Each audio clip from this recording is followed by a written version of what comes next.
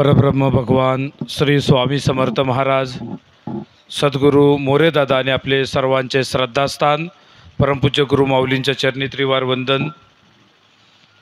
ज्या पुण्यभूमीत आपण इथं बसलेलो आहे, कालभैरव महाराजांना सुद्धा त्रिवार वंदन। आणि ज्यांच्यामुळं आज आपण भारतीय संस्कृतीचं एवढं सर्व सण उत्सव आज उत्साहात आपण साजरे करतो, त्या छत्रपती शिवाजी महाराजांच्या आज त्यांच्या तिथीनुसार आज जन्मदिवस आहे। आणि या छत्रपती शिवाजी महाराजांना सुद्धा मानाचा मुजरा। आज आपल्या गावामध्ये आपल्या सेवा मार्गाच्या विविध उपक्रमांचं आज नियोजन आपण आयोजित केलेलं होतं। आणि या नियोजनामध्ये आपले सेवा मार्गाचे वेगवेगळे विभाग उपक्रम गुरु माऊलींच्या आशीर्वाद मार्गदर्शनाने कशा पद्धतीने ते मानवी समस्या सोडवतात हे खरं म्हणजे या मेळाव्याचं औचित्य साधून आपल्या सर्वांसमोर ते आपल्याला मांडायचं होतं। सकाळपासून आपण इथं रोजगाराच्या बाबतीत असो, इथं आमच्या माता भगिनींनी मराठी अस्मितेची भारतीय संस्कृतीची मांडणी केलेली आहे। येणारे सण उत्सव कसे साजरे केले पाहिजे, बऱ्याचशा गोष्टी आपण विसरत चाललो। म्हणून आता आपला बहुतांश वेळ आता आपण हे सर्व माहिती घेण्यामध्ये आपण जास्तीत जास्त खर्च करू, रिकामा आपण वेळ घालवण्यापेक्षा आणि या सत्कारांमध्ये सुद्धा फोटोंमध्ये सुद्धा खूप अटकून पडण्यापेक्षा वेळ आता आपल्याला आहे की जो आपण हे ज्ञान समजून घेणं आणि या ज्ञानातून आपली समस्या सुटणारे आपल्या घरातले सण उत्सव कुलाचार कुलधर्म, आपल्याला कुलदेवतेचा आशीर्वाद घेता आला पाहिजे, आपल्या पितरांचा आशीर्वाद आपल्याला घेता आला पाहिजे। आणि हे जर आशीर्वाद नसले तर किती मोठा माणूस असो, किती पैशाने श्रीमंत असो, अशा व्यक्तीला खूप अडथळे येतात, खूप समस्या येतात, नको त्या ठिकाणी खर्च करावा लागतो। आणि म्हणून आपल्याला या सेवा मार्गातून हे सर्व आशीर्वाद कसे घ्यायचे, या सर्वांच्या आशीर्वादाने मग आपलं जे काही कर्तृत्व असेल, आपण जेवढा काही प्रयत्न करू तेवढं आपल्याला निश्चित फळ भेटणार। आणि म्हणून हे सर्व प्राथमिक सेवा की सर्वप्रथम आपल्या वारकरी संप्रदायाचा, आपल्या बालसंस्काराचा पहिला मंत्र मातृदेवो भव पितृदेवो भव। आई वडील हे पहिलं देवते आणि या आई वडिलांची सेवा समजून घेण्यासाठी पांडुरंग हा पंढरपूरला आला। पुंडलिकासाठी परब्रह्म आले का, तो पुंडलिक समजून घेण्यासाठी, तो पुंडलिक जगासमोर मांडण्यासाठी त्या परमात्म्याला पंढरपूरला यावं लागलं। आज आपण पंढरपूरला फक्त नुसती वारी करतो, पण आपण गुरुमाऊली सांगतात की आधी वारी करण्याआधी सुद्धा आपल्याला आधी पुंडलिक समजून घेतला पाहिजे, आधी आपल्या आईवडिलांची आपण सेवा केली पाहिजे। आणि म्हणून प्रत्येक आपल्या दिंडोरी प्रणित केंद्रात बालसंस्काराच्या विभागातून सर्वप्रथम मुलांवर संस्कार चांगले होण्यासाठी मार्गदर्शन केले जातं। आणि कुठली फी न घेता आपल्या या सर्व विभाग उपक्रमात कुठली फी घेतली जात नाही, दक्षिणा घेतली जात नाही। हे आपल्याला हे सर्व प्रत्येकाला जर वाटत असेल की आपली पुढची मुलं निरोगी व्हावे, निरोगी असावे, निर्व्यसनी असावे, तर आपल्या प्रत्येक गावामध्ये बालसंस्काराच्या माध्यमातून मुलं हुशार झाली पाहिजे। नुसती शाळेतले हुशार नाही तर ती मनाने पक्के पाहिजे, शरीराने पक्के पाहिजे। त्यांनी रोज सकाळी लवकर उठलं पाहिजे, आई वडिलांचा नमस्कार केला पाहिजे, सूर्यनमस्कार केला पाहिजे। आणि त्या मुलांसमोर राष्ट्रपुरुषांचं चरित्र वारंवार या तिथी उत्सवांच्या निमित्ताने, सण उत्सवांच्या निमित्ताने ते सांगितलं गेलं पाहिजे। आणि म्हणून आज खूप एक चांगले योग घडून आलेले आहे की परमपूज्य गुरु माऊलींचा सुद्धा या आठवड्यात अभिष्टन चिंतनाचा दिवस आहे, त्यानिमित्ताने सुद्धा आज या कार्यक्रमाचं नियोजन केलेलं आहे। छत्रपती शिवाजी महाराजांच्या आज तिथीनुसार जयंती आहे, तो सुद्धा एक चांगला योग जुळून आलेला आहे। आणि हे सर्व चांगले योग आपल्याला जुळून आणून आणि यातून आपल्याला एक बोध घ्यायचा आहे, यातून आपल्याला आपलं गाव, गुरुमाऊलींची इच्छा आहे की आपलं प्रत्येकाचं गाव हे ज्ञानाने विभागाने उपक्रमाने सक्षम राहिलं पाहिजे, कोणावर अवलंबून राहायची गरज पडायला नको। आणि म्हणून यासाठीच हे कार्य केवळ दिंडोरीपुरतं मर्यादित न ठेवता सद्गुरू मोरेदादांनी प्रत्येक गावामध्ये हे केंद्र पोहोचावं आणि गुरुमाऊलींनी आज हे केंद्र केवळ महाराष्ट्रापुरते भारतापुरते मर्यादित ठेवले नाही, महाराष्ट्राच्या बाहेर भारताच्याही बाहेर परराज्यात परदेशामध्ये आज आपले केंद्र कार्यरत आहे आणि या केंद्रांमधून एक चांगली सामर्थ्यशाली पिढी, निरोगी निर्व्यसनी पिढी घडवण्याचं काम सुरू आहे। आणि म्हणून आपण सुद्धा आज जेवढे इथं उपस्थित आहे आमच्या माता भगिनींसहित जेवढे गावकरी असतील, सेवेकरी असतील, वारकरी असतील, सर्वांना सांगणे की हे उपक्रम काय आहे हे आधी आपण समजून घेतले पाहिजे। कारण बऱ्याच जणांना वाटतं केंद्र म्हटलं का फक्त कुठंतरी स्वामींचा फोटो ठेवलेला आहे, तिथं आरती चालू आहे, तिथं जप चालतो, तिथं आपले उपासना चालते, पण एवढ्यापुरतं ते केंद्र नाही। केंद्र म्हणजे जिथं मानवी समस्या सोडवल्या जातात, मानवी समस्या सोडवण्याचा केंद्रबिंदू त्याला स्वामी समर्थ केंद्र म्हणतात। मानवी समस्या कोणत्या आहे? मुलांच्या आज समस्या फार गंभीर आहे। मुलं एक तर आज जन्मता येतानाच त्यांना वेगवेगळ्या व्याधी आहे, मग गर्भातूनच चांगले संस्कार कसे करता येईल आणि याची अनेक उदाहरणं आपण आपल्या पुराणांमध्ये, आपल्या इतिहासामध्ये आपण ऐकलेलं आहे। छत्रपती शिवाजी महाराज सुद्धा घडवताना माता जिजामातांनी त्यांच्या गर्भातच असताना त्यांनी रामायण वाचलं, महाभारत वाचलं, राष्ट्रपुरुषांचे चरित्र वाचले, त्या गर्भावर त्यांनी चांगले संस्कार केले आणि त्यातून स्वराज्य स्थापन करणारा एक चांगला आदर्श पुत्र छत्रपती शिवाजी महाराजांसारखा जन्माला आला। आणि आज आमच्या माता भगिनी गर्भामध्ये काय मुलांना शिकवत आहे, टी व्ही चित्रपटातून, मोबाईलच्या माध्यमातून आपण काय बघतोय हे जरा नव्याने आपल्याला जरा विचार करण्याची वेळ आलेली आहे। म्हणून आमच्या सर्व माता भगिनींना कळकळीची विनंती आहे की आपल्या हातात सर्व काही महत्त्वाचं आहे। आमची एक माता भगिनी जो सुसंस्कारित झाली, घर एका दोरीत येतं। एखादा पुरुष किती हुशार असला, बाहेर गावभर दुनियाभर जरी लेक्चर देत असला, मार्गदर्शन करत असला, पण जर घरातल्यांनी कोणी त्याचं ऐकलं नाही, उपयोग नाही। पण जर आमची एक माता भगिनी सुसंस्कारित असली, घरातले कुलाचार कुलधर्म सर्व व्यवस्थित करणारी असली, घर एका दोरीत येतं। म्हणून आमच्या माता भगिनींनीच ही भारतीय संस्कृती टिकून ठेवलेली आहे, हे वारंवार गुरुमाऊली सांगतात।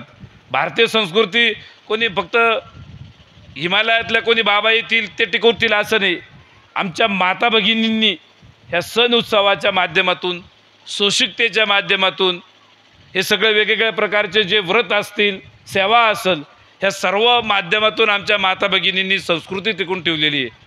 म्हणून आपल्या या संस्कृतीचं महत्त्व काय आहे, या संस्कृतीत आमच्या जे काही परंपरा आहे, ज्या काही आमच्या माता भगिनींनी परंपरागत, याचं कुठं पुस्तक नाही, पण सासू तिच्या सुनेला शिकवती, सून तिच्या सुनेला शिकवती, ही एक परंपरा आहे आणि या परंपरा आपण याचा आदर केला पाहिजे।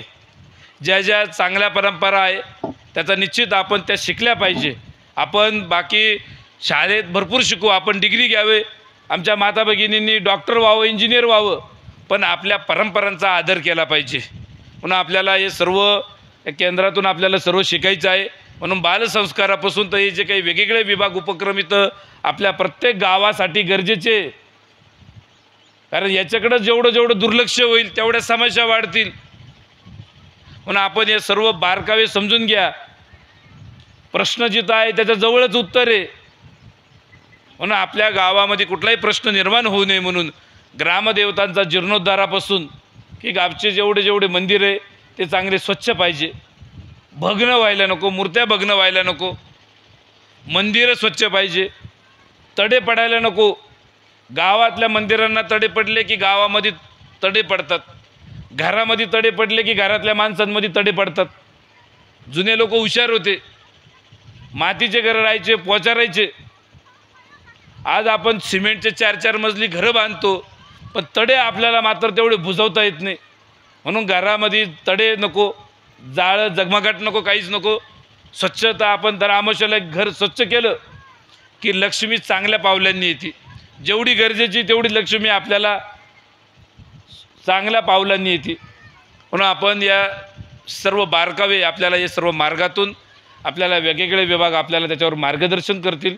गुरुमाऊलींनी आपल्या सर्व सेवेकऱ्यांनी सर्व शिकवलेलं आहे, आमच्या माता भगिनींनी शिकवलेलं आहे. नैवेद्य दाखवण्यापासून कुलाचार कुलधर्म कसा करायचा, कुलदेवतेची सेवा कशी करायची, घरच्या घरी सत्यनारायण कसा करायचा, आणि नुसतं शिकवलं नाही तर प्रात्यक्षिक मांडण्याची, इतर माता भगिनींपर्यंत पोहोचवण्याचं हे सर्व सांगितलेलं आहे. आणि ज्या ज्या माता भगिनी या मनोभावे करतात त्या खऱ्या अर्थाने आपण जरी साधारण असलो, कुटुंबातला असलो, पण आपल्याला खूप फारशी डोकेदुखी नाही. नाहीतर बऱ्याच वेळा काय वाटतं लोकांना की अमुक व्यक्ती खूप श्रीमंत आहे, त्याच्याकडे खूप पैसे, गाड्या घोडे, पण गुरुमाऊली त्याला श्रीमंती म्हणत नाही.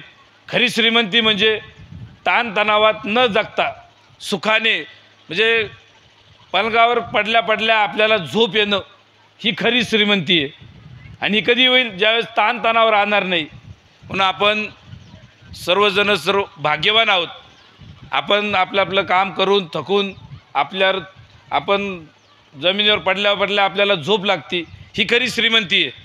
आणि म्हणून आपण बाकीच्या हव्यासाकडे न जाता हे सगळ्यांचे आशीर्वाद, कुलदेवतेचा आशीर्वाद कसा घ्यायचा, इथं आपण मांडणी सगळ्या वेगवेगळ्या सणांची केलेली आहे.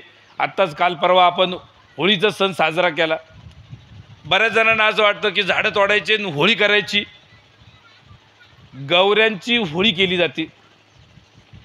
फक्त एरंडाचं मध्ये ऊस आणि एरंड आपण ते मध्ये ठेवून त्याला गौऱ्या लावून आपण ती होळी पेटवतो. पण शहरामध्ये आपल्या बऱ्याचशा सणांचं विडंबन केले गेले. लाकडं तोडून आणायचे. आपले कुठलेही सण पर्यावरणाच्या विरुद्ध नाही, सगळे सण पर्यावरणपूरक आहे. आणि त्या सणांमागं एक विज्ञान आहे. होळीचं कारणसुद्धा विज्ञान आहे. हे एरंड हे जंतुनाशक आहे, विषाणूनाशक आहे. आणि या कालावधीमध्ये डास चिलटं फार होतात, व्हायरसजन्य आजार होऊ नये. आणि म्हणून प्रत्येकाच्या घराभोवती ते एरंडाचं ते गौऱ्यांमध्ये जाळून तो धूर सर्वत्र पसरला की ते सगळं डास निघून जावे, रोगराई निघून जावी. त्यामागचा हा आपल्या पूर्वजांचा एक शास्त्रीय दृष्टिकोन आहे. ते काय असं पूर्वजांना वाटलं की त्यांनी सहज होळी करावी असं नाही. त्याच्या मागं एक निसर्ग आहे, त्याच्या मागचं एक वैज्ञानिक कारण आहे. आणि म्हणून आपण हे सर्व कारण नव्या पिढीला आता आपल्याला समजून सांगता आले पाहिजे. म्हणून इथं मराठी अस्मिता मांडणाऱ्या आमच्या माता भगिनींना विनंती आहे की तुम्ही प्रत्येक गावात आमच्या माता भगिनीने हे वैज्ञानिक दृष्टिकोन समोर ठेवून हे शिकवलं पाहिजे. पुढच्या पिढीला माहीत झालं पाहिजे. नाही तर आपलेच लोक आपल्याला नाव ठेवणारे, आपलेच लोक आपल्या देवांचा अपमान करणारे, आपलेच लोक आपल्या लोकांना मागं खेचणारे. म्हणून आता इथून पुढं या खेचाखेची बाजूला ठेवून, इथून पुढं आपण हे जे काही रागद्वेष बाजूला ठेवून डोक्यामध्ये फक्त परमेश्वराचं, आणि या कलियुगामध्ये स्वामी महाराज ब्रह्मा विष्णू महेश या दत्तरूपात स्वामी महाराज आहे. त्यांच्यासमोर तुम्ही सगळ्यांच्या सेवा करू शकतात. तुम्ही गणपतीची सेवा त्यांच्यासमोर करा, दत्तांची सेवा करा, विष्णूंची सेवा करा, शंकराची सेवा करा, मारुतीची सेवा करा, कुलदेवीची सेवा महाराजांसमोर करा. वेगवेगळ्या देवदेवतांची सगळ्यांच्या सेवा तुम्ही स्वामींच्या समोर केल्या किंवा तुम्ही स्वामींचं स्मरण जरी केलं तर सगळ्या देवतांचा आपल्याला आशीर्वाद भेटणार आहे. म्हणून आपल्याला बाकीचं अध्यात्म खूप जरी नाही समजलं, जास्त नाही आपल्याला काही शास्त्र जास्त समजले, पण स्वामींचा षडाक्षरी मंत्र श्री स्वामी समर्थ एवढा जरी समजला आपल्या जीवनाचं सोनं झालं. म्हणून आता इथून पुढं माणसांचे नावं जास्त घ्यायचे नाही. नाही तर आपल्याला काय देवाचं नाव आपण कमी वेळा घेतो, माणसांचे नाव जास्त वेळा घेतो. त्यातल्या त्यात ज्या माणसांची पटत नाही त्या माणसांचं नाव आपण वारंवार घेतो. यांनी असं केलं असेल बरं का, त्यांनी तसं केलं असेल. देवाचं नाव आपण जास्तीत जास्त एक माळ म्हणजे 108 वेळा घेतो आणि माणसांचे नाव 110 वेळा. इथून पुढं सगळ्यांना सूचना आहे, सगळ्यांना सांगणं आहे. भगवद्गीतेचा सार समजा, भागवताचा सार समजा. हा सार समजून घ्या. आपल्याला लय भगवद्गीता डोक्याबाहेर आपल्याला नाही समजली, डोक्याबाहेर गेली ना, पण त्याच्यातला जो सार आहे भागवताचा सार, तो काय सार आहे? भगवद्गीतेतल्या 8व्या अध्यायात भगवंतांनी सांगितलेले, माणूस जे आयुष्यभर जे करतो ते मारायच्या वेळेस आठवतं. भागवतातही तेच उदाहरणासहित सांगितलेले. आयुष्यभर जर आपण माणसांचे नावं जास्त घेतले, देवाचं नाव कमी घेतलं, तर मरायच्या वेळेस आपल्याला तो माणूसच आठवल. कारण आयुष्यभर आपण जास्त काय केलेलं आहे तेच आठवणार. मग जर तुम्ही आयुष्यभर माणसांचे नावं घेतलेले, मरायच्या वेळेस तुम्हाला तो माणूस आठवणार. आणि मरायच्या वेळेस जे आठवल तशी पुढची तुमची सद्गती लागल, तुमची तशी गती होईल. माणसांचं नाव घेतलं तुम्ही त्या माणसांच्या परत पोटी जन्माला याल. आणि कोणाचं ज्याचं आपलं कधी पटलं नाही त्याचं जास्त स्मरण केलेलं आहे. मग इथून पुढं आता ठरवायचं तुम्ही नाव कोणाचं जास्त घ्यायचं, स्मरण कोणाचं जास्त करायचं हे तुम्ही आता ठरवा. म्हणून इथून पुढं आता डोक्यातले माणसं सगळे काढून टाका, डोक्यातले सगळे फोटो काढून टाका. इथून पुढं मदत करणारे असो, कोणी आपल्याला त्रास देणारे असो, यांचं स्मरण करायचं नाही. स्मरण कोणाचं करायचं? स्वामींचं. लक्षात राहील. एवढं जरी कळालं भरपूर झालं. भरपूर आपण अध्यात्म शिकलो. बाकीचं नाही शास्त्र समजले, नाही काही बाकीचं कळालं, नाही मंत्रतंत्र कळाले. एवढं मेन तंत्र जरी कळालं, एवढा मेन मंत्र जरी कळाला तर आपल्या जीवनाचं सोनं आहे. म्हणून आपण आता इथून पुढं लक्षात ठेवायचं, स्वामींचं स्मरण आपण केलं तर सगळ्या देवतांची सेवा आपल्याकडून होणार. मग एकदा स्वामींचं स्मरण झालं, या आपल्या अकलेच्या कोटात महाराज विराजमान होतील. आपण स्वामींची आरती करतो, यवने पुसिले स्वामी का आहे, स्वामी तो का आहे, अक्कलकोट में हे, असं त्या आरतीत सांगितले. अक्कलकोट म्हणजे ते सोलापूरमधला अक्कलकोट नाही, या अकलेच्या कोटात महाराज, म्हणजे आपण ज्ञानेश्वरीमध्ये सांगितलेले, गीतेमध्ये सांगितलेले की जे आत्मारूपी परमात्मा सर्वत्र आहे, आपल्यामध्ये आत्मा आहे. तो जागृत करायचा असेल तर इथून पुढं आता माणसांचं स्मरण न करता स्वामींचं स्मरण केलं तर अकलेच्या कोटात आपला तो परमात्मा, ती बुद्धी जागृत होईल आणि आपल्याकडून चांगलं काम करून घेईल. मग आपल्याला बुद्धी सुचल आपण काय करायला पाहिजे, काय खायला पाहिजे, आपण काय खायला नाही पाहिजे, आपण काय प्यायला पाहिजे, आपण काय नाही प्यायला पाहिजे, हे आपल्याला तो भगवंत आपल्याला बुद्धी देईल. म्हणून आपण प्रत्येकाने बाकीचं काही जमो न जमो पण स्वामींचं स्मरण, सुख येो दुःख येो, स्वामींचं आपण स्मरण करायचं. हे स्मरण केलं महाराज आपल्या अकलेच्या पोटात आपली बुद्धी जागृत होईल. मग आपल्याला बरोबर सगळं सुचल की कुलदेवतेचा आशीर्वाद कसा घ्यायचा. आपल्या मुलांना हुशार बनवायचं असेल, बालसंस्काराच्या माध्यमातून आपल्या मुलं कशी हुशार होतील आणि आपल्या बालसंस्कारामधून मुलं एवढे हुशार केले जातात, मुलं एवढे पक्के केले जातात. बाहेर आपण क्लासेस लावून मुलांची गॅरंटी नाही हो ते आईबापाला सांभाळतील की नाही. पण बिना पैशाचं, बिना क्लासेसचं आपल्या बालसंस्कारामधून 100% गॅरंटी आहे की ते मुलं आईबापाला सांभाळतील. त्याच्यामुळं तुम्ही आता ठरवायचं आपल्याला काय करायचं. ही बुद्धी आता आपली जागृत झाली पाहिजे. त्याच्या पुढं जाऊन प्रत्येक येणारा सण हा आपल्या कुटुंबाला आशीर्वाद देणारा, कुटुंबातल्या व्याधी दूर करणारा, कुटुंबातली जे काही समस्या असतील, आर्थिक समस्या असतील, गुरुमाऊलीने आपल्याला सांगितलेले की सत्यनारायणची पूजा. आता तुम्ही म्हणाल सत्यनारायण करायचं म्हणलं की पुरोहित आणा, साहित्य आणा. बिना पुरोहिताचं, बिना बाजारातून काही न आणता आपल्याच घरात एक वाटीभर शिऱ्याचा प्रसाद, आंब्याच्या 4 डाळ्या, 5 अध्यायाचे ते 5 मिनिटात प्राकृतमध्ये मराठीमध्ये गुरुमाऊलीने आपल्याला ते उपलब्ध करून दिलेले. देव भावाचा भूक केलेला आहे, देव प्रसादाचा सुद्धा भूक केलेला नाही. तुम्ही मनोभावे फक्त देवाला सगळं स्मरण केलं की हे देवा हा नैवेद्य तुझा आहे, हे वाहणारा नमस्कार करणारा मी सुद्धा तुझा आहे, एवढा जरी भाव त्या देवासमोर जागृत केला तो देव निश्चित आशीर्वाद देईल. त्या देवाने, त्या सत्यनारायणाने, त्या नारायणाने आपल्याकडे लक्ष दिलं, लक्ष्मी आपोआप येणार आहे. तुम्हाला लक्ष्मीच्या मागं पळायची गरज नाही, कारण लक्ष्मी चंचल आहे. तुम्ही जेवढं लक्ष्मीच्या मागं पळाल तेवढी लक्ष्मी पळत राहते. तुम्हाला 1000 रुपये भेटले, तुम्हाला आज वाटेल की अजून 10,000 भेटायला पाहिजे. 10,000 भेटले, आपल्याला वाटतं लाख रुपये भेटले पाहिजे. ज्याच्याकडे लाख रुपये त्याला वाटतं 10 लाख भेटले पाहिजे. जेवढं आपण त्याच्या मागं लागू तेवढं लक्ष्मी चंचल आहे, तेवढी ती पळत राहते. पण आपण त्या नारायणाचं, त्या सत्यनारायणाची मनोभावी व्यवस्थित पूजा केली, घर स्वच्छ असलं, गुरुमाऊलीने आपल्याला जे कुंकुम अर्चन विधी सांगितलेला आहे, आमच्या माता भगिनींना सगळं येतो, आमच्या मराठी अस्मितेतल्या भगिनींनी तो शिकवला पाहिजे की तो कुंकुम अर्चन विधी करून आमच्या महिलांना सर्वात महत्त्वाचं पैशापेक्षा काय पाहिजे, देही सौभाग्य आरोग्य. काय पाहिजे, सौभाग्य आणि आरोग्य पाहिजे. म्हणून आपण देवीला सुद्धा विनंती करताना सांगायचं की देही सौभाग्य आरोग्य देही मे परमसुखम रूपम देही जयन देही यशो देही यशो जयी. सप्तशतीमध्ये सांगितलेलं आहे. आमच्या माता भगिनीने हा मंत्र म्हटला पाहिजे की आम्हाला सौभाग्य आरोग्य महत्त्वाचं आहे. आमच्या माता भगिनीने त्याच्यावर जास्त लक्ष द्या. तुम्ही म्हणाल वस्तूच पाहिजे, फ्रीज पाहिजे, वॉशिंग मशीन पाहिजे, पण सौभाग्य आणि आरोग्य नसलं तर या वस्तू काय कामाच्या. म्हणून आपण कुलदेवतेला सुद्धा आपण हे 5 मंत्रामध्ये हे देही सौभाग्य आरोग्याचा मंत्र आहे.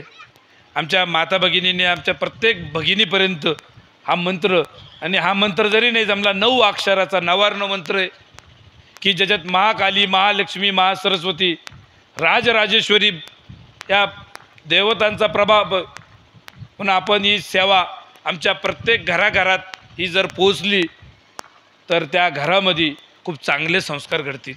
या सण उत्सवाच्या माध्यमातून तो एक संदेश आपल्याला देता आला पाहिजे. म्हणून वेगवेगळ्या या सणातून आपल्याला घरातल्या बऱ्याचशा समस्या दूर करता येतात. साधी भगवान शिवाची सेवा आहे. इथं आमच्या माता भगिनींनी मांडले असेल की भगवान शंकराच्या पिंडीवर महामृत्युंजय मंत्र, रुद्राची सेवा. आता संध्याकाळचा दिवस आहे, त्यातल्यात आज प्रदोषपणे, प्रदोष म्हणजे संध्याकाळची वेळ. प्रदोष जो राहतो तिथीचा प्रदोष, त्रयोदशी ती वेगळी, त्यात केलेलं पूजन तर ते अजून विशेष लाभकारी. पण संध्याकाळची जी वेळ असते त्याला आपण प्रदोष वेळ म्हणतो. त्यातल्या त्यात आज सोमवार, मग या भगवान शिवाची उपासना, भगवान शिवाचा आशीर्वाद आपल्याला काय काय प्राप्त करून देतो. आपल्याला खूप ते शिवमहापुराण जरी आपण ऐकलं नसलं पण त्याचा सार तुम्ही समजून घ्या. तो सार तुम्हाला आपल्या केंद्रात या मराठी अस्मितेमध्ये शिकायला भेटेल. भगवान शंकराच्या पिंडीवर गळती लावून किंवा चमच्याने पाणी वाहून महामृत्युंजय मंत्र रुद्राचं जर ते प्राकृतमध्ये मोरेदादांनी आपल्याला उपलब्ध करून दिलेले आहे. प्राकृत, त्यांना नाही संस्कृत जमलं, प्राकृत. पण आमच्या बऱ्याचशा माता भगिनी ऐकून हे सगळं संस्कृतसुद्धा शिकलेले. कालभैरवाष्टक स्तोत्र एवढं अवघड आहे, एखाद्या शिकलेला सुद्धा जो असला त्यालासुद्धा लवकर म्हणता येणार नाही. पण आमचे बालगोपाळ मंडळी आमच्या माता भगिनींसहित जे जे केंद्रात येतात त्यांचं सगळ्यांचं पाठ झालेलं आहे. ऐकून पुस्तक हातातसुद्धा घ्यायची गरज नाही. म्हणून चांगल्या या कलियुगामध्ये भागवतात सांगितलेले 2 गोष्टी खूप महत्त्वाच्या आहेत. एक परमेश्वराचं स्मरण, आणि ते कधी होईल, चांगली संगत झाली तर. म्हणून आपली चांगली संगत या कलियुगात सर्वात महत्त्वाची प्रभावी सांगितलेली. आणि त्यासाठी आपण या आरती सेवेच्या निमित्ताने आपलं जे काही केंद्र असेल, साप्ताहिक केंद्र असो, दैनिक केंद्र असो, पण त्या निमित्ताने आपण एकत्र येणं, त्या निमित्ताने या सेवेचा उजाळा, त्या निमित्ताने येणाऱ्या सणांची माहिती आपल्याला भेटणार आहे. आणि म्हणून भगवान शिवाच्या त्या सेवेचा प्रभाव असा आहे, घरात कोणी आजारी असलं ते रुद्राभिषेकाचं तीर्थ तुम्ही त्या आजारी व्यक्तीला द्या. 1-2 दिवसात तो व्यक्ती आजारातून उठून बसत. एखादा व्यक्ती व्यसनाधीने वेगवेगळ्या प्रकारचे व्यसन करत असेल, त्या व्यक्तीला पाणी म्हणून ते तीर्थ द्या. हळूहळू तो व्यसनापासून दूर जाईल, कायमस्वरूपी व्यसन सुटतील. एवढं सामर्थ्य त्या रुद्राच्या तीर्थामध्ये आहे, त्या सेवेमध्ये आहे. आणि म्हणून आमच्या सर्व माता भगिनींनी किमान सोमवार तरी आपण ते रुद्राचं तीर्थ घरातल्या सगळ्यांना जर दिलं, शेतीमध्ये त्याचा उपयोग केला तर शेतीसुद्धा खूप चांगली होती, शेतीसुद्धा रोग येणार नाही. बरेचसे आमचे सेवेकरी शेतकरी हे रुद्राभिषेक तीर्थ विहिरीत टाकतात, बोरमध्ये टाकतात, स्प्रेमध्ये वापरतात, आणि याची अनुभूती आपण घेतो. विज्ञानाने सुद्धा त्याच्यावर संशोधन केलं. मायक्रोस्कोप खाली जेव्हा त्याचं ते चेक केलं तर त्याच्यामध्ये जबरदस्त इलेक्ट्रॉन्स, त्याच्यामध्ये जबरदस्त ऊर्जा त्या तीर्थामध्ये भेटलेली आहे. म्हणून आपण हे सर्व याच्यामागं विज्ञानसुद्धा आहे. विज्ञान जेव्हा प्रूफ करेल तेव्हा होईल, पण आज आपण ती अनुभूती जरूर आपण ती घेतली पाहिजे. आणि केवळ भगवान शिवाची सेवा म्हणजे फक्त पिंडीवर पाणी ओतल्यावरच सेवा होती. एवढ्यापुरती नाही, भगवान शिवाला प्रसन्न करायचं अजून एक सोपे पर्यायसुद्धा काही सांगितलेले. एखाद्याला नाही कर्मकांड तेवढं जमलं, नाही तेवढा वेळ जमला, पण एखादं बेलाचं झाड लावून आपल्या बांधावर एखादं बेलाचं झाड लावा, त्याला जरी पाणी घातलं तरी भगवान शिवाचा आशीर्वाद आपल्याला भेटणार आहे. लक्षात ठेवा. नाही तर मग काय, फक्त पाणी आपण फक्त पिंडीवर ओततोय आणि बाजूला आपण जर प्रकृतीचं नुकसान करतोय, प्लॅस्टिक वापरतोय, फेकून देतोय. गायींच्या पोटामध्ये 50-50 किलो जर प्लॅस्टिक निघतंय तर आपल्याला आशीर्वाद भेटणार नाही. तुम्ही असं किती कर्मकांड करा. म्हणून आपल्याला इथून पुढं या आध्यात्मिक सेवा उपासनेबरोबर या पर्यावरण स्वरूपी प्रकृतीचं सुद्धा आपल्याला काळजी घ्यायची आहे. आपल्याकडून विनाकारण वृक्षतोड व्हायला नको. आपल्या प्रत्येक शेतकऱ्याच्या चारही बाजूला बांधावर झाडं पाहिजे, त्यात किमान एक बेलाचं झाड तरी पाहिजे. तुम्ही सगळ्यांनी लक्षात ठेवा. त्याचं फार पुढं आम्ही तुम्हाला हळूहळू त्याची अजून विस्तृत माहिती सांगू. आता वेळेअभावी एवढं सांगणं शक्य नाही, पण प्रत्येक शेतकऱ्याच्या बांधावर चारही बाजूला झाडं पाहिजे. कोणते कसे झाडं पाहिजे त्याचं एक टेक्निक आहे. म्हणजे तुम्हाला तुमचं पीक सायवाडायला नको. नाही तर काही जणांना वाटेल की आमचं पीक सायवडल, मग ते झाडं तोडून टाकत्या बांध. त्यांना असं वाटतं की आपला बांध विनाकारण जाऊ राहिला वाया, पण तसं नाही. पूर्वीचे आमचे लोक हुशार होते. बांधावर सगळ्या प्रकारचे झाडं लावायचे, शेताचं संरक्षण व्हायचं, पशुपक्षी बसायचे, शेतातले बरेचसे किड्या आळ्या उपद्रवी कीड हे पक्षी उचलून न्यायचे. आपल्याला वाटतं पक्षी फक्त नुसतं धान्य खातात. चीनवाल्या लोकांना तसंच वाटलं. एक 50-60 वर्षापूर्वीची घटना, सत्य घटना आहे. चीनच्या लोकांना वाटलं की पक्षी चिमण्या दाणे खात आहे, मग आपण हे दाणे जर खाल्ले तर आपले नुकसान होतं, आपण हे चिमण्या बिमण्या संपून टाकू. आणि ते लोक जरा ते तुम्हाला माहिती आहे, ते लोक काही खात्या, काही कुठले प्राणी खाणारे लोक आहे. त्या लोकांनी त्या चिमण्यांची शिकार केली आणि एक जो त्यांचा प्रांत होता जिथं धान्य पिकायचं, सगळ्या चिमण्या संपून टाकल्या. त्यांनी त्याच्यावर ऑफर ठेवल्या, जो कोणी चिमणीची शिकार करेल, आणि ते सगळे शिकार करून ते सगळ्या चिमण्या संपून टाकल्या, खाऊन टाकल्या. 1-2 वर्षात अशी परिस्थिती निर्माण झाली की तिथं पीक आलं, पण ते सगळं पीक किडांनी उद्ध्वस्त करून टाकलं. आणि जवळजवळ 4-4.5 कोटी लोक ते अन्नधान्य न मिळाल्यामुळं उपाशी पोटी मेले. चिमण्यांपेक्षा माणसं जास्त मेले. म्हणून आता आपण सुद्धा जरा हुशार झालं पाहिजे. आपले लोक हुशार होते, थोडा भाग पशुपक्ष्यांसाठी ठेवायचे, कारण त्यांच्यामुळं कीड नियंत्रण होतं, त्यांच्यामुळं ते पॉलिनेशन परागीभवन होतं. म्हणून आमच्या सर्व शेतकऱ्यांनी जरा आता हुशार व्हा, हव्यास करायला नको. आणि हा हव्यास केल्यामुळं आज आमच्या शेतकऱ्यांना आत्महत्येची वेळ आलेली आहे. आपल्याला आज वाटतं एखाद्या झाडाला 5 किलो फळ येत असेल तर 50 किलो आलं पाहिजे, मग आपण त्याला केमिकल वाटायला सुरुवात केली, जमीन संपून टाकली. आपल्या इथं आजूबाजूला सुद्धा तुम्ही खूप आता प्रमाणाच्या बाहेर तणनाशकांचा वापर करताय. त्या तणनाशकांमध्ये ग्लायफोसेट नावाचा घटक आहे, आणि त्या तणनाशकामुळं आज ना उद्या, तुम्ही लिहून ठेवा, आज ना उद्या त्या तणनाशकामुळं कॅन्सर प्रत्येक गावात, प्रत्येक घरात यायला बसला, वेगवेगळे आजार यायला बसले. हळूहळू आपण हे कमी करून याला पर्याय काय, मग या तणांचा बंदोबस्त कसा करायचा. अहो, या तणामध्ये चारा आहे, या तणामध्ये भाज्या आहे, या तणामध्ये खतं औषध आहे, हे तुम्ही समजून घ्या. आणि म्हणून त्यासाठी आपल्याला कृषीशास्त्र, जे आमच्या ऋषीमुनींपासून हजारो वर्षापासून हे कृषीशास्त्र समजून सांगितलं, त्याच्याकडं दुर्दैवाने दुर्लक्ष मध्यंतरीच्या काळात झालं. पण सद्गुरू मोरेदादा आणि गुरुमाऊलींनी या कृषीशास्त्राचं पुनर्जीवन करून आणि या कृषीशास्त्राच्या माध्यमातून आपल्याकडं वेगवेगळे कल्चर, इथं आता हे जे सेवेकरी दाखवत आहे, हे कल्चर आहे, हे एक द्रावण आहे. गाईच्या शेण गोमूत्रातून बनवलेले जे काही जीवाणू आहे त्याच्यापासून बनवलेले हे जीवाणू आहे.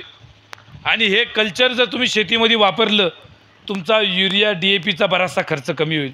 तुम्ही त्याचे अनुभव घेऊन बघा. आता काहींना वाटेल की यांना हे कल्चर विकायचं असेल म्हणून इथं कार्यक्रम ठेवला असेल, म्हणून हे महाराज बेंबीच्या देठापासून ओरडून सांगताय. हे कल्चर विक्रीला नाही, हे आपल्यासाठी मोफत आहे. जेवढे शेतकरी आहे त्यांनी हे कल्चर हे इरजनासारखं काम करणार आहे. तुम्ही हे कल्चर 200 लिटर पाण्यात टाका, त्याच्यात थोडं ताक आणि गूळ टाका, बाकी काही टाकायची गरज नाही. आणि ते ढवळायचं, सावलीत ठेवायचं आणि पाण्याबरोबर तुम्ही पिकाला सोडा. कुठल्याही पिकाला, भाजीपाला, फळ पिकं असो, कुठल्याही प्रकारचं चाऱ्याचं पीक असो, ऊस असो, 100% सगळ्या पिकांना हे उपयोगी पडणार. साईड इफेक्ट नाही, जास्त झालं तरी तोटा नाही, साईड इफेक्ट नाही. हे कल्चर हे समर्थ गो कृपामृत म्हणून कल्चर आहे. आपल्या प्रत्येक गावात, प्रत्येक शेतकऱ्याकडे असलं पाहिजे. आणि हे तुम्हाला परत आमच्याकडून परत नेण्याची गरज नाही. तुम्ही वापरलं, 5 लिटर शिल्लक ठेवलं, परत त्यात पाणी ओतलं, परत ताक आणि गूळ टाकला, परत तुमचं कल्चर तयार. इरजन एकदा आपल्याला भेटलं, वारंवार आपल्याला मागायची गरज नाही. तसं हे कल्चर आहे. आणि याचे फायदे सगळ्या शेतकऱ्यांना आत्तापर्यंत झालेले. तुम्हाला जर खरंच फायदा झाला, तुमचा आजूबाजूचा कोणी शेतकरी असेल त्याच्यापर्यंत तुम्ही ते पोहोचवा. एवढं जरी झालं तर आमच्या जमिनी परत जिवंत होतील. आमच्या जमिनीमध्ये परत पाणी धरून ठेवण्याची ताकद वाढेल. आणि जर दुर्लक्ष केलं तर जमिनी खूप पाणी वापरल्यामुळं, केमिकल वापरल्यामुळं नापीक होत चाललेलं आहे. वारंवार तेच पीक, याच्यामुळं जमिनी खराब होत चाललेलं आहे. म्हणून हळूहळू आपल्याला जमिनीतलं विष कमी करायचं आहे. कारण हे विष आज प्रत्येकाच्या घरामध्ये पोहोचलेलं आहे. या कलियुगात माणसाचं आयुष्य 120 वर्ष सांगितलेलं आहे, पण आपण त्याचं निम्म तरी चांगलं जगतो का हो? लहानपणीपासूनच दवाखाने, लहानपणीपासून दवाखाने. पूर्वी 1-2 लस टोचल्या जायच्या. आता 10-15 वर्षाचे पोरं होस्तोर टोचण्याचं काम चालू आहे. ते तर जाऊ द्या, या कोविडमध्ये फार म्हाताऱ्यांपर्यंत 2-2, 3-3, 4-4 टोचावे लागले. टोचून किती टोची द्या, किती खर्च करी द्या. त्याच्यापेक्षा एक चांगलं अन्न जर खाल्लं, आपली रोगप्रतिकारक शक्ती वाढवली, कुठलाही रोग, कुठलाही व्हायरस तुम्हाला येणार नाही. आणि हे सर्व व्हायरस घालवायची ताकद आपल्या देशी गाईमध्ये आहे. देशी गाई परत तुम्ही आता आणा, एक गाय तरी औषधाकरता का होईना ठेवा. बाकीचं ते तुमचे वेगवेगळे प्राणी दुधाकरता तुम्ही ते प्राणी ठेवा, पण एक देशी गाय आमच्या प्रत्येक शेतकऱ्याकडं पाहिजे. कारण पूर्वीचे आमचे संत महात्मे म्हणायचे, ज्याच्या घरी गाय त्याच्या घरी विठ्ठलाचे पाय. आता रांगोळीमध्ये फक्त आपण गाईचं गोपद्म काढतो, रांगोळीमध्ये खऱ्या गाईचे पायाचे ठसे दुर्मिळ झाले हो. आता आपण फोटोमध्ये गाईचं पूजन करतो. दिवाळीच्या आधी, दिवाळीची सुरुवात होताना गाईच्या पूजनाने होती. पण आता ते तुमचे जे प्राणी जे तुम्ही म्हणता जर्सी, हा काय गाईमध्ये मोडत नाही, तो वेगळा प्राणी. तुम्ही निदान पूजे करता का होईना, शेण गोमूत्र करता का होईना, दुधाचं जाऊ द्या, पण शेण गोमूत्र करता का होईना, एक देशी गाय तुम्ही पाळली पाहिजे. त्या देशी गाईच्या सानिध्यात एवढी पावर आहे, कुठलाही व्हायरसजन्य आजार येणार नाही. म्हणून पूर्वी एखादा व्यक्ती वारल्यानंतर घरात सारवलेल्या ठिकाणी ठेवायचे. पूर्वी कुठलाही व्हायरसजन्य आजार घरात येऊ नये म्हणून घराच्या समोर शेण गोमूत्राचा सडा टाकायचे. आता ते सगळं दुर्मिळ झालं आणि त्याच्यामुळे आता रोग वाढले, व्हायरस वाढले.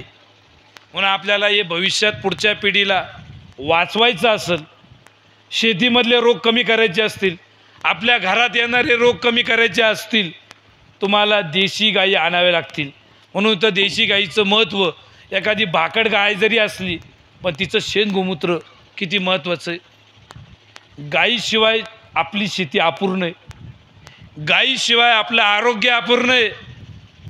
कारण हे गाईपासून मिळणारं पंचगव्य, शेण, गोमूत्र, दूध, दही, तूप, या 5 गोष्टी तुम्ही जर ताज्या एकत्र केल्या त्याचं पंचगव्य तयार होतं.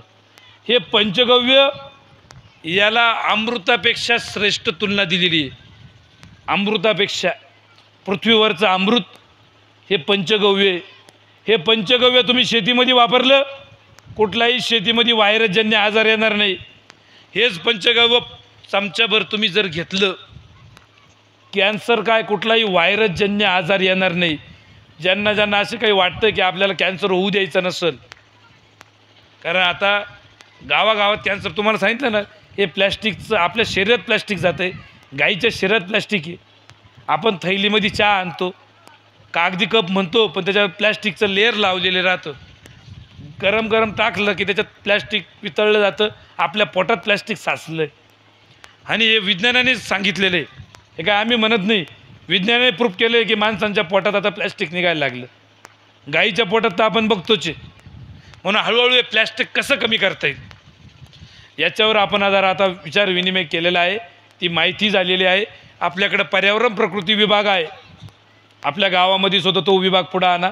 कोणते झाडं कुठं कसे लावायचे, घराजवळ कोणते झाडं लावायचे. अहो, झाडांचा चमत्कार एवढा आहे, काही झाडांना नुसतं पाणी टाकून नमस्कार केला तरी फायदे, मंत्र म्हणायची सुद्धा गरज नाही.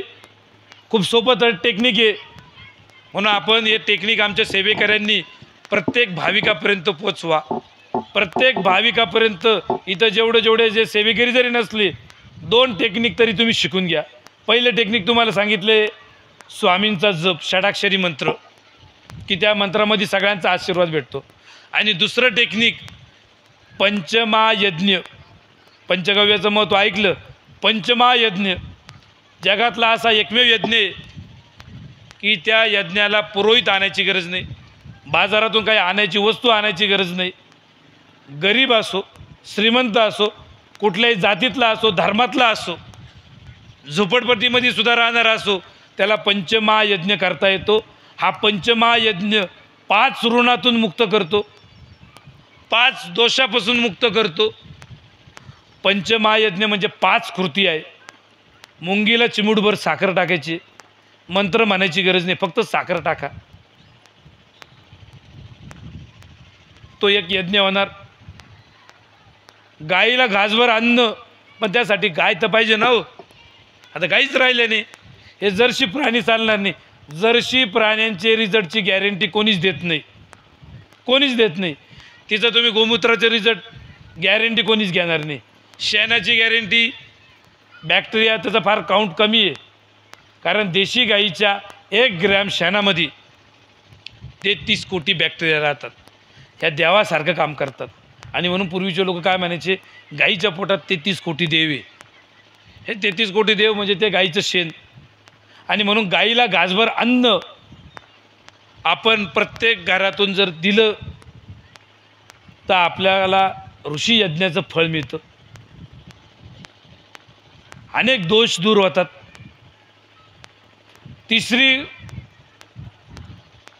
तिसरा यज्ञ, दुपारी 12च्या दरम्यान कावळ्याला घासभर अन्न बाजूला काढून ठेवा, पितृयज्ञ होईल, पितृदोष लागणार नाही. चौथी कृती, अग्नीला 1 चमचाभर तूप. ते कसं द्यायचं, कागदाला तुम्ही लावा, चूल असेल थोडं चुलीत टाका, नसल्या चुली कागदाला लावून कागद जाळा, अग्नीला तूप भेटेल. आणि 5वी कृती, एखादा भुकेलेला, एखादा ताणलेला, एखादा अतिथी आला आपल्या घरात, तर त्याला एक नाश्ता पाणी द्या. नाही तेवढं नाश्ता पाणी शक्य, चहा पाणी द्या. एवढ्या जर 5 कृती जर केल्या, याला पंचमहायज्ञ म्हणतात. मंत्र म्हणायची गरज नाही, खूप काही खर्चही लागत नाही, पण मनोभावे जर केलं तर 5 दोषापासून मुक्ती मिळते, 5 वेगवेगळ्या यज्ञाचं फळ मिळतं. म्हणून आमच्या सर्व सेवेकऱ्यांना जेवढे आता इथं जिल्ह्याच्या तालुक्याच्या वतीने प्रतिनिधी आले असतील, त्यांनासुद्धा सांगणे सोपं सांगा, अवघड सांगू नका. पण बऱ्याच वेळा काय होतं, आमचे बरेचसे काही अतिउत्साही सेवेकरी अवघड आधी सांगतात, हे करू नका, ते करू नका, पारांना चालत नाही, हे चालत नाही, ते चालत नाही, घरात हे देव चालत नाही, ते देव चालत नाही. ते नंतर सांगावं, हळूहळू नंतर शिकता येईल. पहिलं स्वामींचा जप जे चालतंय ते शिकवा. म्हणून आता इथून पुढं आपण स्वामींचा जप कोणी करू शकतो, त्याला बंधन नाही. माळच पाहिजे, आसनच पाहिजे, ठराविक वेळ पाहिजे, कानमंत्रच घेतला पाहिजे, असं काही नाही. तुम्ही कोणी पण स्वामींचा जप कुठल्याही ठिकाणी, आमच्या माता भगिनी कुठलाही स्वयंपाक करताना असो, घरामध्ये सुतक विरदी विटाळ जरी असला स्वामींचा मनोभावे जप चालतो, त्याला बंधन नाही. म्हणून ज्या सोप्या गोष्टी आहे, स्वामींचा जप पंचमहायज्ञ हा प्रत्येक जर घरात झाला तर निश्चित त्या घरावर कुठलंही अरिष्ट येणार नाही. किती सोपं आहे. आपल्याला बाहेर काही खूप जाऊन हिमालयात जायची गरज नाही, भगवे वस्त्र धारण करायची गरज नाही. आपल्याला आपल्या घरामध्येच तीर्थक्षेत्र निर्माण करता येईल ह्या संस्कारातून.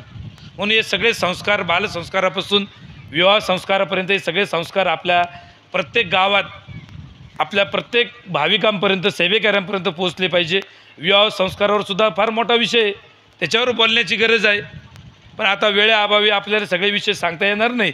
पण इथं प्रतिनिधी आलेले, तुम्ही त्यांच्याशी, गुरुमाऊली सांगता की त्यांच्याशी मैत्री करा. मैत्री करा म्हणजे ते समजून घ्या, मित्र कसा मोकळेपणे बोलतो, आपण मित्राशी मोकळेपणे बोलतो, तसं या विभागातून ही सगळी माहिती आपण करून घ्या.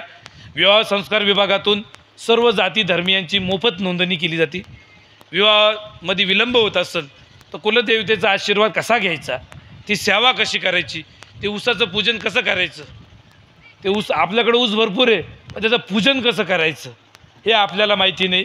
तर ते आपल्याला इथं ऊसाचं पूजनाच्या संदर्भात सुद्धा आपल्या माता भगिनी मराठी अस्मितेमधल्या किंवा आपले विवाह प्रतिनिधी त्याच्यावर आपल्याला माहिती देतील. आणि घरामध्ये विवाह व्यवस्थित व्हावा, मंगल कार्य व्हावं म्हणून कुलदेवतेची सेवा, त्या ऊसाचं पूजन, तो विवाह मंत्र काय आहे, दुर्गा सप्तशतीचे पाठ कसे वाचायचे याची माहिती आपल्या सर्वांना असली पाहिजे.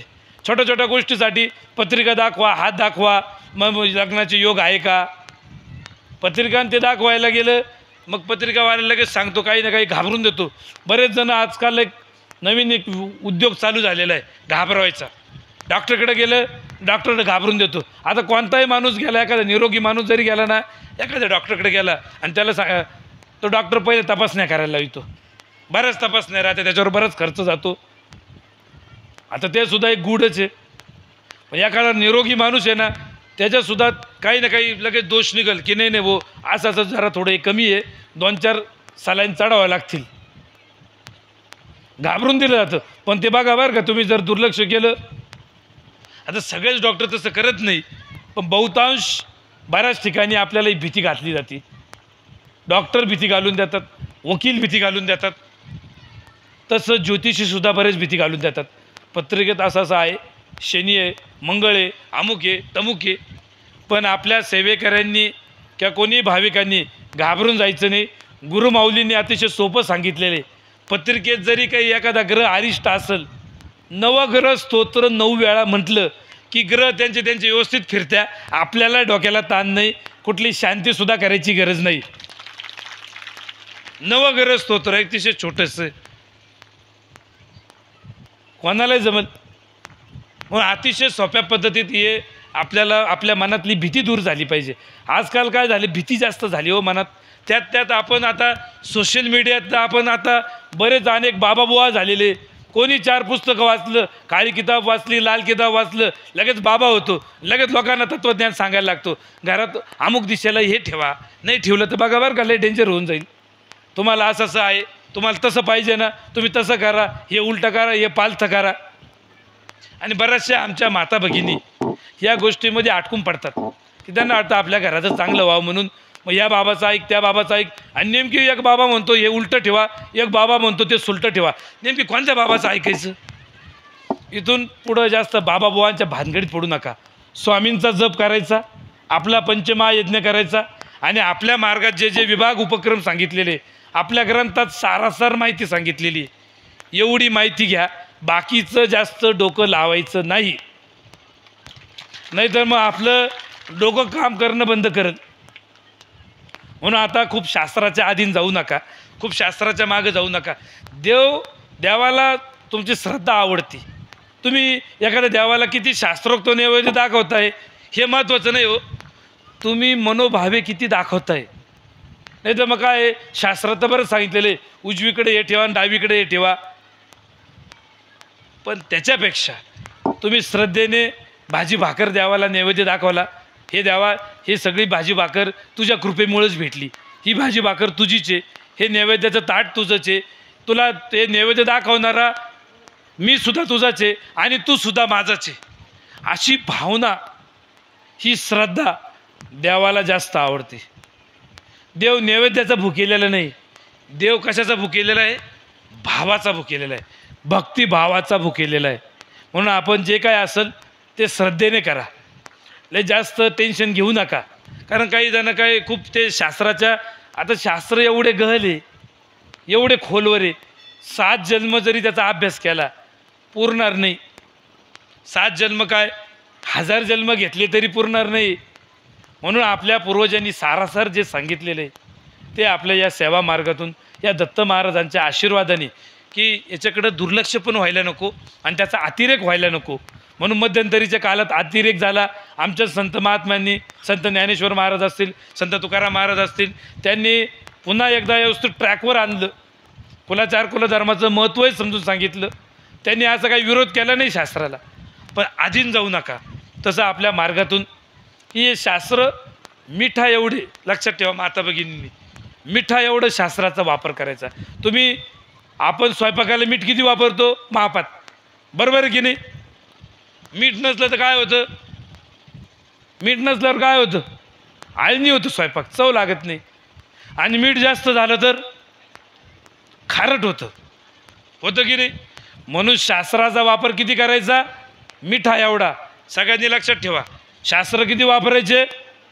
मिठा एवढे, तेवढ्यात तेवढे, जास्त अतिरेकही नको आणि दुर्लक्ष पण नको. जसं मीठ नसलं तर आळणी, जास्त झालं तर खारट, तसं शास्त्र जेवढं गरजेचं आहे तेवढं आपल्याला गुरुमाऊलींनी, आपल्या सर्वसामान्य बहुजन लोकांना जेवढं गरजेचं आहे तेवढं आपल्याला ग्रंथात दिलेले, विभागात तेवढी माहिती दिलेली आहे, त्याचा तेवढा आपण वापर करून घेऊ. म्हणून विवाहामध्ये आपल्या ज्या चालीरीतीपासून काही महत्त्वाच्या गोष्टी आहे त्या विवाह संस्कार विभागात सांगितलेल्या आहे. विवाह संस्कार विभागातून आपण ती सगळी माहिती घेऊ. भविष्यात घटस्फोट व्हायला नको, कारण 100% पत्रिका जमूनसुद्धा त्यांचं जमलंच याची गॅरंटी नाही.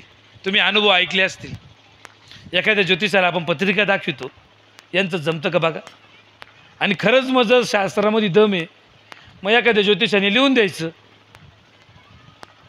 पत्रिका जमली आहे, मग ज्योतिषाने लिहून द्यायचं यांचं 100% जमल, असं लिहून देऊ शकतो का कोणी ज्योतिषी? कोणी लिहून देईल का? तो काय म्हणाल? हो, त्यांच्यावर संस्कार काय झाले हे महत्त्वाचं आहे. म्हणून हे सगळे संस्कार आपल्या मार्गामध्ये होतात. आमच्या माता भगिनी या कडक पद्धतीने संस्कार करतात. म्हणून संस्काराला जास्त झुकतं माप गुरुमाऊलींनी दिलेले आहे. शास्त्राहून जास्त झुकतं माप संस्काराला दिलेले. पत्रिका जरी जमली नाही, पण आमची एखादी केंद्रात येणारी एखादी मुलगी असली, एखादी भगिनी असली, ती ज्या घरात जाईल, पत्रिका जरी जमली नाही, पण 100% ती नम्रपणे, सोशिकतेने ते घर व्यवस्थित चालवल. संस्कार महत्त्वाचे, लक्षात घ्या, संस्कार. म्हणून आपल्याला हे सगळे संस्कार प्रत्येक गावात पोहोचवायचे. म्हणून आजच्या या कार्यक्रमाच्या निमित्ताने या संस्काराचं महत्त्व, आपल्या या मार्गाचं महत्त्व, आणि सर्वात महत्त्वाचं आपल्याला हे जे मार्गदर्शन भेटतं आहे परमपूज्य गुरुमाऊली, की त्यांनी कधी म्हटलं नाही माझा मंत्र जप करा, माझ्या पादुकांचं पूजन करा, मी अमुक करतोय, असं कधी गुरुमाऊलींच्या तोंडात कधी मी आलेले नाही. म्हणून या गुरुमाऊलींच्या अभिष्टन चिंतनाच्या निमित्ताने आज जो काही आपण कार्यक्रम, की एक कृतज्ञता, की या आपल्याला असे गुरु लाभलेले की ज्यांनी आपल्याला डायरेक्ट त्या परमात्म्याची ओळख करून दिलेली आहे. ते म्हणले नाही की तुम्ही माझा जप करा, त्यांनी डायरेक्ट स्वामींशी आपल्याला ओळख करून दिलेली आहे. म्हणून आपण या गुरुमाऊलींच्या अभिष्टन चिंतनाच्या निमित्ताने आपल्या जिल्ह्यात आपण हे विभाग उपक्रम, गुरुमाऊलींची जी तळमळ आहे की आमच्या प्रत्येक शेतकऱ्यापर्यंत कृषीशास्त्र पोहोचलं पाहिजे, आमचा प्रत्येक शेतकरी स्वावलंबी झाला पाहिजे, हे हळूहळू शेतीतलं विष कसं कमी होईल हे शेतीशास्त्रातून, कृषीशास्त्रातून समजून घेतलं पाहिजे.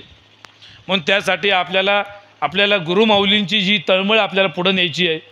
हे गुरुमाऊलींचं ग्राम अभियान, हे गुरुमाऊलींनी सांगितलेले सगळे विभाग आपल्याला प्रत्येकाला समजून घ्यायचे आणि प्रत्येकापर्यंत आपल्याला पोहोचवायचे. म्हणून जेवढे इथं जुने नवे सेवेकरी असतील, जेवढ्या सेवेकरांना या मार्गामुळे अनुभूती आली असेल आणि ज्यांना खरंच वाटतंय की गुरुमाऊलींच्या अभिष्टन चिंतनाच्या निमित्ताने आपल्याला काहीतरी एक गुरुदक्षिणा ही आपल्याला नुसती आर्थिक स्वरूपात अपेक्षित नाही.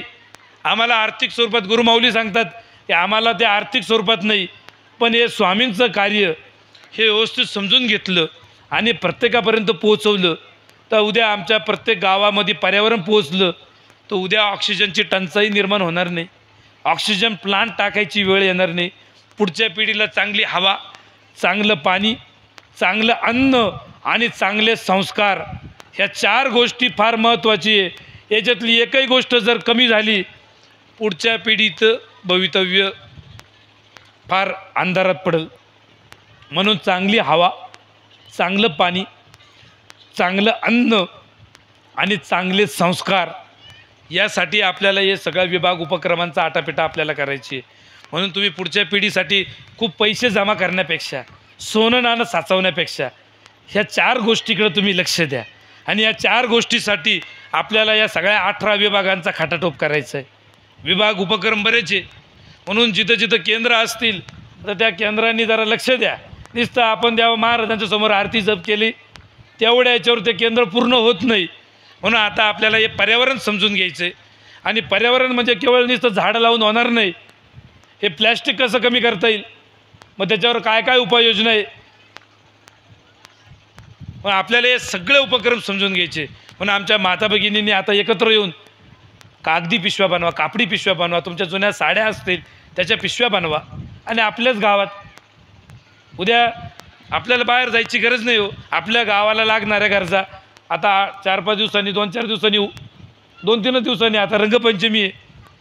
मग आता ही रंगपंचमी तुम्ही म्हणाल रंगपंचमी का ठेवलेली आहे? आपल्या पूर्वीच्या लोकांना काही उद्योग नव्हतं का? उठसूट होळी झाली आणि लगेच आता रंगपंचमी, लगेच पुढचा सण. अहो ते फार हुशार लोक होते पूर्वीचे. आपण चंद्रावर गेलो, मंगळावर गेलो, आत्ता शोध लावले, दुर्बिणीचे शोध आत्ता, चंद्रमंगळ आत्ता आपण बघतोय. आपल्या पूर्वजांनी हजारो वर्षापूर्वी चंद्र मंगळ सगळे नवग्रह सगळे शोधून बसले. त्यांनाच लक्षात आलं की या चंद्रमंगळावर जाण्यापेक्षा आपल्या पृथ्वीवरच सगळं काही आहे.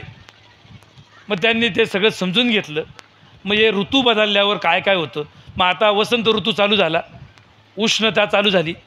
मग या उष्णतेचा त्रास होऊ नये, आपली त्वचा जळू नये किंवा त्या त्वचेवर त्याचा उष्णतेचा प्रॉब्लेम समस्या निर्माण होऊ नये म्हणून पूर्वी पळसाच्या फुलापासून रंग बनवायचे, मेहंदीपासून रंग बनवायचे की जेणेकरून आपली उष्णता ती कमी व्हावी, अंगाला ते सगळं लावलं.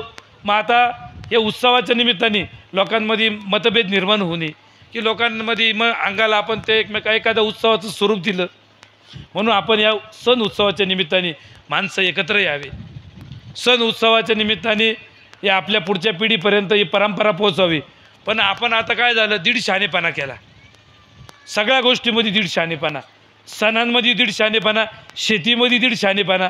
आपण काय रंग चमकावे म्हणून आपण केमिकलचे रंग आणले, ते रंगामुळं आता कॅन्सर व्हायला लागले. म्हणून आपल्याला या आता केमिकलचे रंग नका वापरू. पळसाचे रंग, मेहंदी, पंचगव्य, आपली राख, आपलं घरामध्ये डाळीचं पीठ, हे वेगवेगळ्या पिठापासून रंग बनवा. आणि आपल्या निदान नाही रंगपंचमी बाकी काही, पण निदान घरात आपल्या प्रत्येकाने हे अंगाला लावणं गरजेचं आहे. तर तुम्ही ह्या उष्णतेच्या विकारांपासून वाचू शकतात. म्हणून हे सगळे सण उत्सव याच्या मागचं विज्ञान, याच्या मागचं अध्यात्म हे आपण समजून घेतलं पाहिजे. म्हणून आपल्याला हे आता पर्यावरणापासून हे सगळे उपक्रम प्रत्येक गावात आपल्याला पोहोचवायचे. आपल्या हातून पर्यावरणाचं नुकसान व्हायला नको, नाही तर सगळं केलेलं वाया जाईल. म्हणून हे वेगवेगळे झाडं इथं आमच्या प्रतिनिधींनी इथं प्राथमिक स्वरूपात झाडांचं इथं ठेवलेले 5 वेगवेगळ्या पांढऱ्या वनस्पती लक्ष्मी प्राप्तीच्या, की त्याला नुसतं पाणी घातलं, नमस्कार केला तरी फायदा आहे हो. बांधावरचे असे काही झाडं आहे की आमच्या शेतकऱ्याला बोनस उत्पादन देणार आहे, हे आपल्याला तर सगळं शिकायचं आहे. म्हणून आता आज वेळ कमी आहे, पण कृषीशास्त्राचे जे प्रतिनिधी आहे ते आपल्याला आता इथून पुढं माहिती देतील. आणि आपल्या बांधावर बेलाच्या झाडापासून असे कोणते वनस्पती पाहिजे की उद्या भविष्यात तुम्हाला अनेक व्याधींवर उपयोगी पडणार आहे.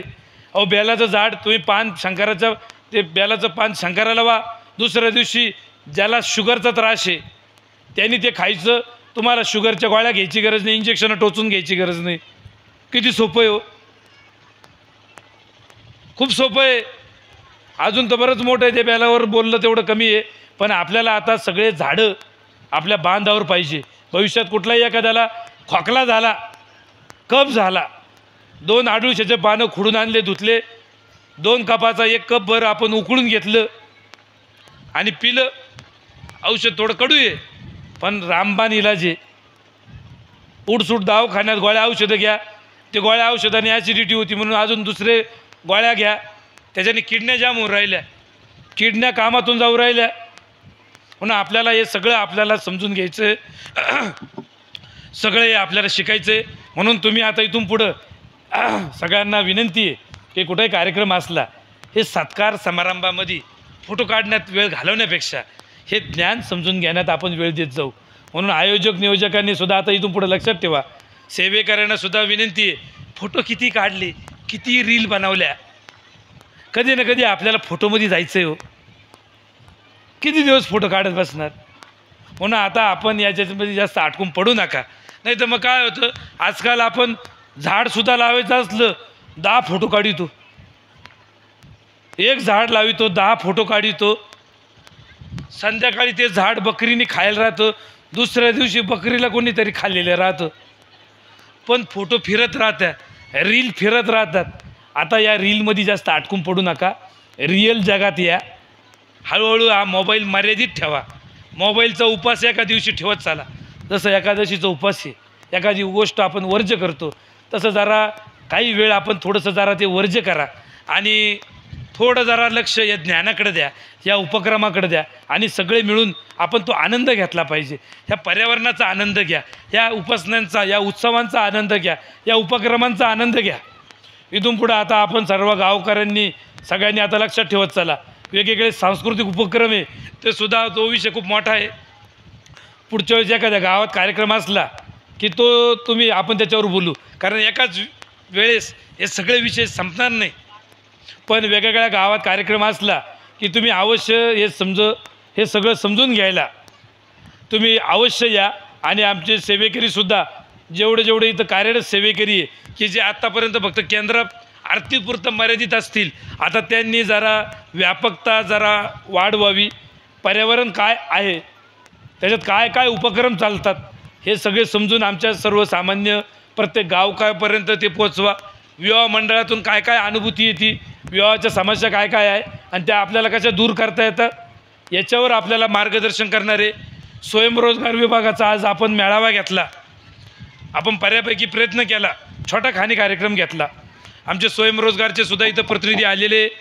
इथं मागच्या 15 दिवसापूर्वीच आपण श्रीरामपूरला मोठा कार्यक्रम घेतला होता, तर इथं स्वयंरोजगारचे आमचे प्रतिनिधी आलेले. स्वयंरोजगार विभाग म्हणजे काय आहे ते तुम्हाला आता विस्तृत समजून सांगतील. मी खूप त्याच्यात वेळ देणार नाही, कारण आज आपला बराचसा वेळ तुम्ही ते सत्कार समारंभ, काही ना वाटतं आमच्या घरी या, आता काही ना वाटतं आमच्या पाया पडलं, तुम्ही आमच्या पाया पडले म्हणजे खूप तुम्हाला फायदा होणार आहे. फायदा होत असता तर आम्ही इथं मार्गदर्शन करण्याऐवजी इथं पाय पसरून बसलो असतो आणि सांगितलं असतं पाया पडांचा. सर्वांना विनंती आहे की पाया पडून फायदा होणार नाही. त्याच्यामुळं हे तुम्ही ऐका, समजून घ्या. 100% त्याच्यातून फायदा आहे, पाया पडून फायदा नाही. त्याच्यामुळे तुम्ही मनात सुद्धा स्वतः स्मरण स्वामींचं करायचं. पाया पडायचं असेल, डोकं टेकवायचं असेल, स्वामींच्या समोर डोकं टेकवा.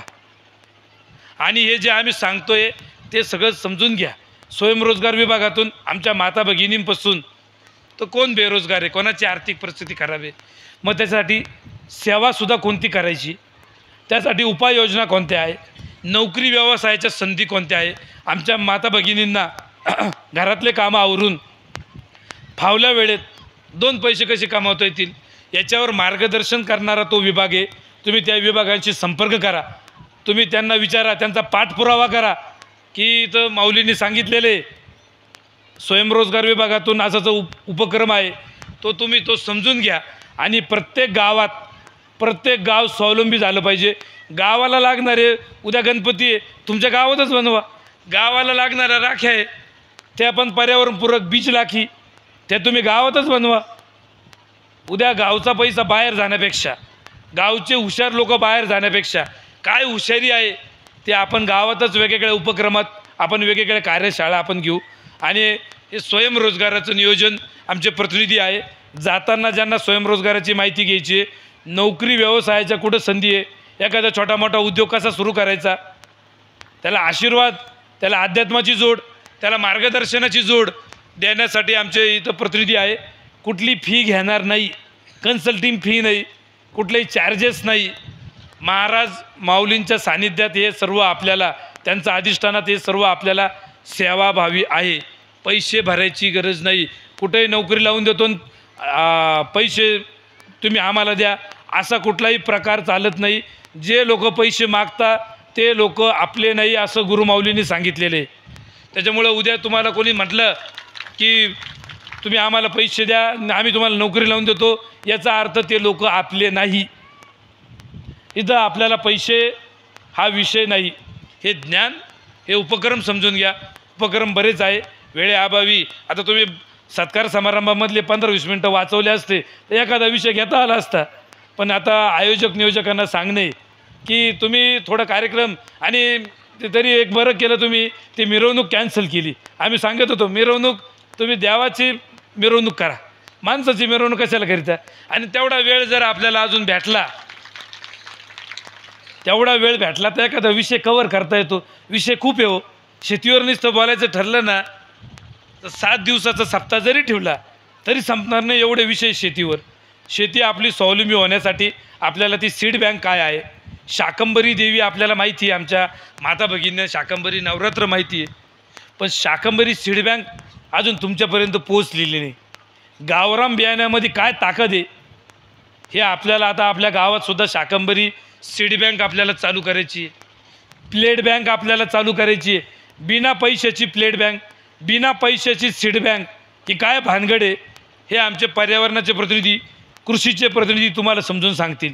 विषय खूप गहल आहे, पण सीड बँकचं जाता जाता तुम्हाला थोडक्यात सांगतो की देशी बियाणं खूप जगवणं गरजेचं आहे. आता आपण जो 1.5 शहाणपणा शेतीमध्ये केला, सुधारित बियाणं GMBT, त्या सुधारित बियाण्यावर सुधारित रोग येत आहे. ते सुधारित रोग जाण्यासाठी सुधारित औषधं मारायची वेळ आली आणि एवढा खर्च वाढून गेला. मक्यासारख्या पिकावर रोग पडायला लागले. अहो, जे पिकं ज्वारी, बाजरी, मका लावून दिलं का लोक यात्रा करून यायचे, तीर्थयात्रा करून यायचे. आणि आज आमचा शेतकरी गावच्या मारुतीचं तोंड बघायला वेळ भेटत नाही. उठसूट औषध मारणं.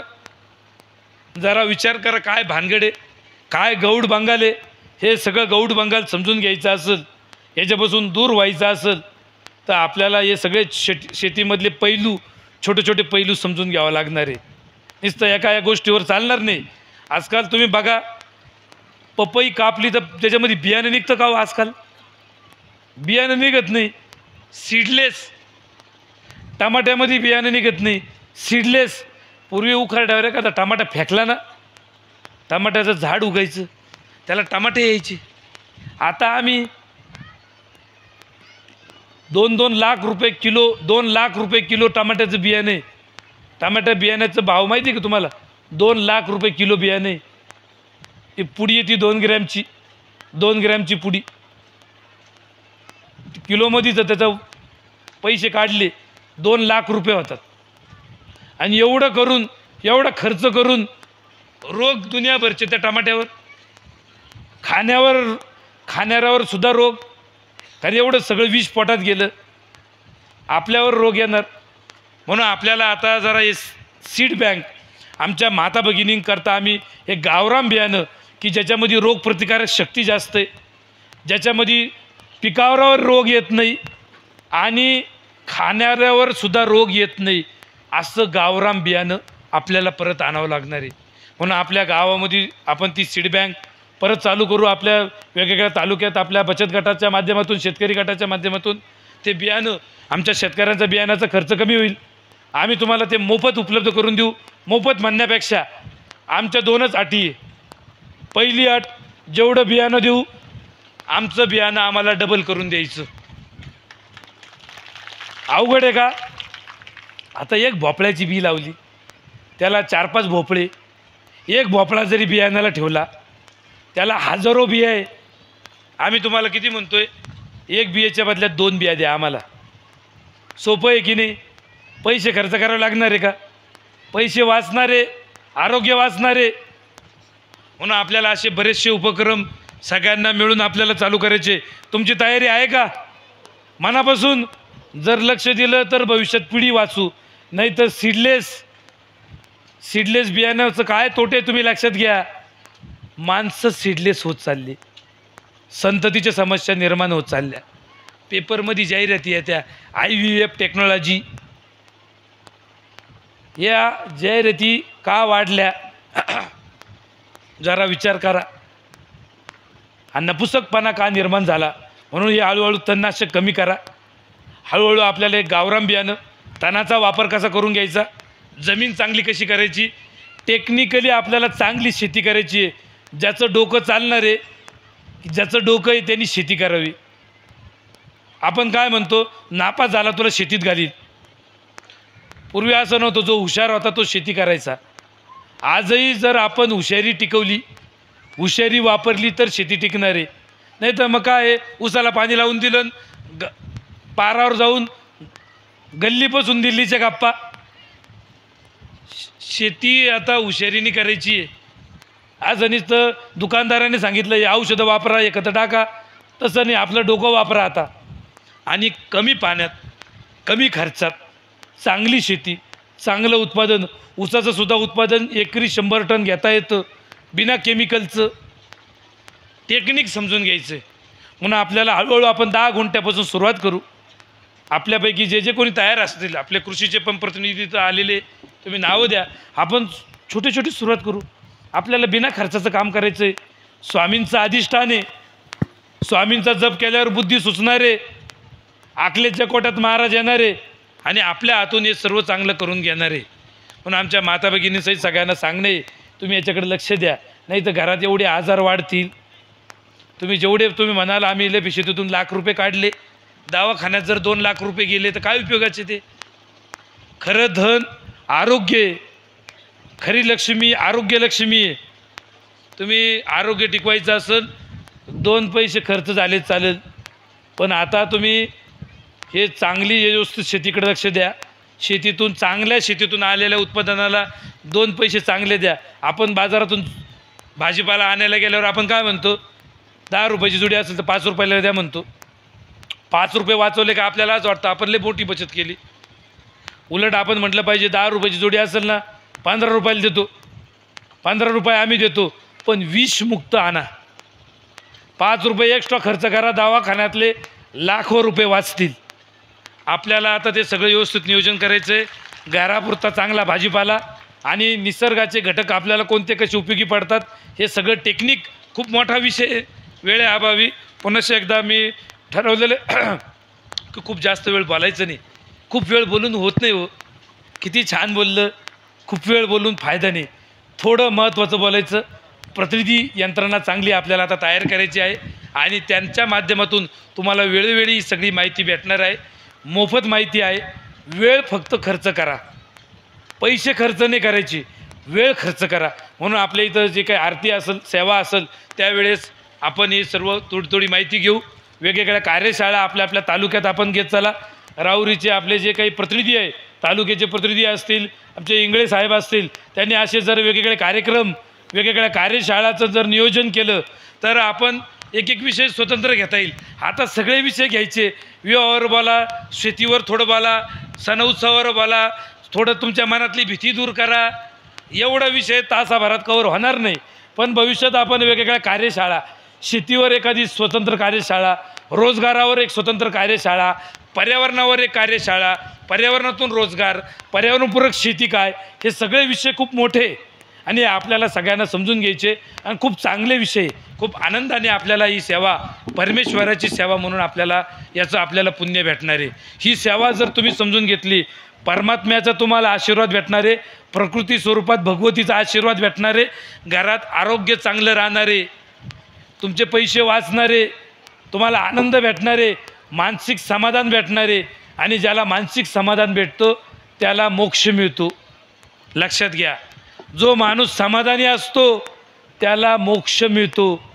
पैसे असणाऱ्याला, नुसतं देवदेव करणाऱ्याला, नुसतं मी माळकरी आहे, मी अमुक आहे, मी तमुक आहे, मी शास्त्राचं पालन केलं, मी शास्त्र शिकले, हे महत्त्वाचं नाही.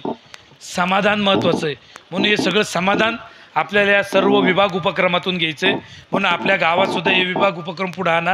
आमच्या सर्व सेवेकरांना आता कळकळीचं बेंबीच्या देठापासून तुम्हाला सांगतो आहे की हे प्रतिनिधी, हे नियोजन तुम्ही समजून घ्या आणि आमच्या प्रत्येक सामान्य सेवेकऱ्यापर्यंत, गावकऱ्यापर्यंत हे पोहोचलं पाहिजे. निश्चित आम्हाला खात्री आहे हे आजच्या या कार्यक्रमाच्या निमित्ताने हे सगळं तुम्हाला तुमच्यापर्यंत वेळोवेळी पोहोचल. गुरुमाऊलींच्या अभिष्टन चिंतनाला ही सर्वात मोठी सेवा राहणार आहे. आपल्या सर्वांना, आपल्या जवळजवळ जिल्ह्यातले जेवढे प्रतिनिधी आहे, तुम्हाला खरंच वाटतं की माऊलींची आपल्याला सेवा करायची आहे, तर हे विभाग उपक्रम समजून घ्या, सर्वांपर्यंत पोहोचवण्याचा प्रयत्न करा. ही सर्वात मोठी परमेश्वराची, गुरुमाऊलींची सुद्धा ही सर्वात मोठी सेवा असणार आहे. म्हणून मी अधिक आता वेळ घेत नाही, झालेली सेवा महाराज माऊलींच्या चरणी रुजू करून मी माझे शब्द थांबवतो. श्री स्वामी समर्थ. श्री स्वामी समर्थ.